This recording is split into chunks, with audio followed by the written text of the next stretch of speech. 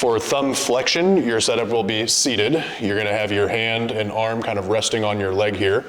Austin's gonna show you the motion that you're attempting to accomplish here, which is pushing both the pad and the actual thumb kind of towards your fingers. Now we have to block that, so he's gonna reach in with his other hand and he's gonna apply a block. If you see this kind of crease in your thumb, you want a finger on one side and a finger right on the other side of that, so we're resisting both the metacarpal and this proximal phalange. Then he's gonna attempt to perform that motion that we were just showing, pushing into his uninvolved hand, trying to drive that towards his fingers here, like he's taking his pad of his thumb and his thumb across his hand.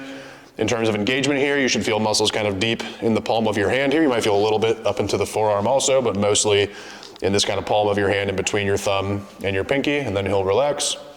Common issues with this are pushing into one bone more than the other one, so we're not actually taking them together as a unit. Also, like he's doing there, steering with the tip of your thumb and trying to drag the whole thing down. We want to be driving through these two bones here, and this one is more or less along for the ride.